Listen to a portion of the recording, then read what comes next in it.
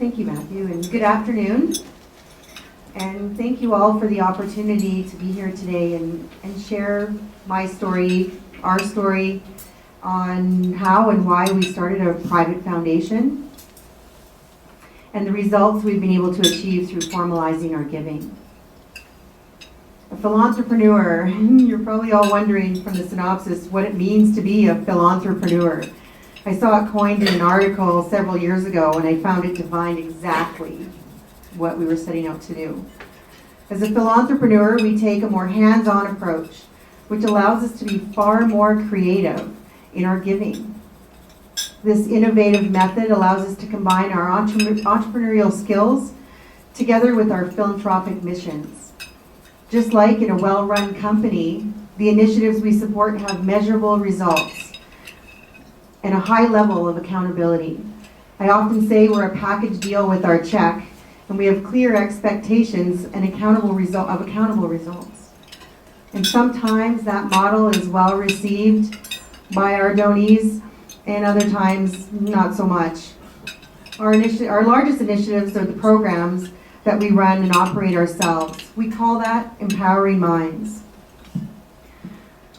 To share with you some of the history of our foundation, which is quite new in reality. It's only 6 years old. And just over 6 years ago, I joined my father, Dave, who's here with us today, and to formalize and bring together his holding companies under one umbrella, which today is called the Werklund Family Office. The Werklund Family Office houses Werklund Capital, which invests and manages our private and public investments, along with the Werklund Foundation, our private charity. We have 17 amazing staff members who take care of these operations, and some of them are here today supporting me to tell our story.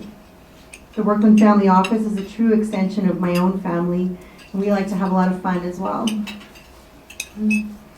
As a family, we decided to rethink philanthropy and view giving as a very important investment.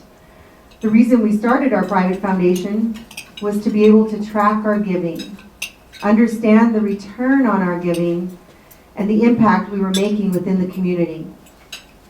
Before, we made charitable contributions primarily on a one-off basis. We were doing a whole lot of everything without effectively making an impact in one particular area. We decided to take a different approach, one of focused social responsibility.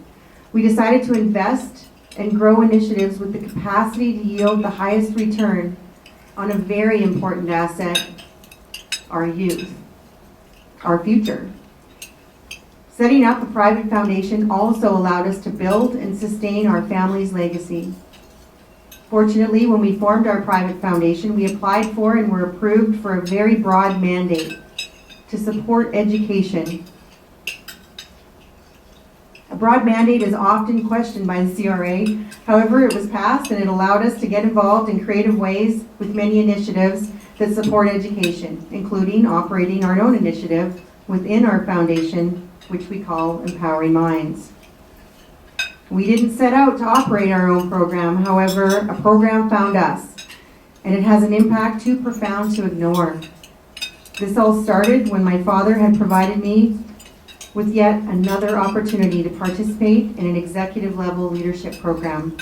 This one was put on by Rapport Leadership in the United States.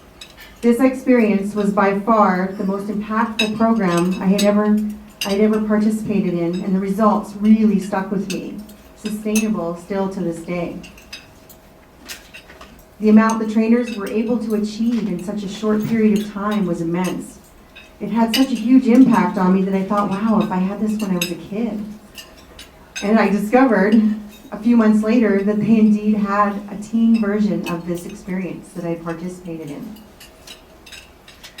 My father had always taught me that the way to create sustainable results was to teach people how to fish, not give them a fish. This program empowers youth to make their own decisions and find their own personal power inside.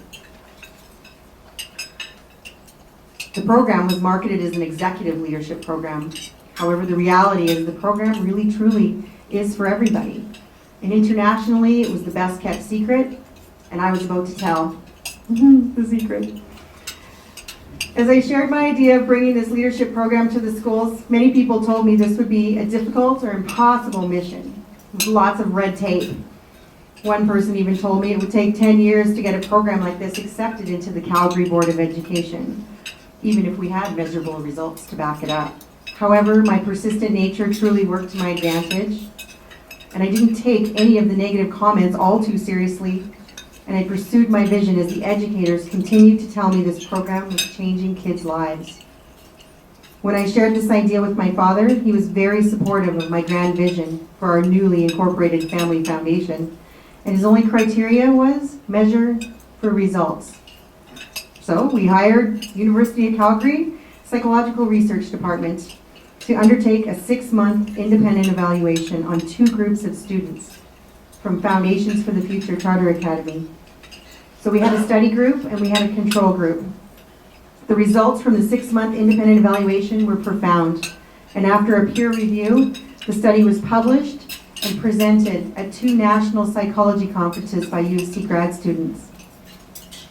The study truly confirmed my intuition that we had truly found something to support our youth in a sustainable way. Not only did the study provide us with tangible evidence that we were truly onto something, the schools had already started signing themselves up for their students to participate strictly because of word of mouth on the impact it was making for the students, their families, the teachers, and the entire culture of their school. The opportunity came at the right time. As many of you may know or remember, a few years ago, private foundations benefited the same as public foundations in that you could donate public securities, pay no capital gains tax, and receive a full tax receipt for the value of the shares at the time of the donation. We were able to take advantage of this short opportunity to endow our foundation. For all intents and purposes, our foundation operates within its means due to the endowment, which generates approximately $1 million per year in revenue off of its investments that are managed internally by our amazing investment specialists at Werklund Family Office. The demand for empowering minds is high, and although we haven't had to say no to putting more students through the training yet, which is why we're in the process of incorporating empowering minds into a public foundation to increase access to funding. As a public foundation, we have a better chance at receiving funds for grants and external funding to continue to fulfill the demand for this training in Alberta's schools. This year, we have expanded our reach to Red Deer and continue to add on Calgary Board of Education high schools and charter schools. To date, we've put over 3,000 students through Empowering Minds leadership education programs, and over 2,200 of these students have graduated from our flagship program, Team Leadership Breakthrough, the program that started it all. We've also provided funding to almost 300 educators to attend leadership courses like the one I did that inspired me in the first place, who continue to be a source of support and inspiration. We operate Empowering Minds with a super lean staff. And when I say lean, that's 2 staff at our office, and we have 1 educator inside the Calgary Board of Education. And Brianna is here with me today, and Victoria, who's been with me for several years, was unable to attend because she's offering a follow-up class in Red Deer, so no free lunch for Victoria today. However, one of our long-term volunteer board members, Hal Walker, made it for free lunch, I see. Thanks for coming, Hal, and I had to get you before you got me. He promised to heckle me today, so I had to give him a good reason to do it.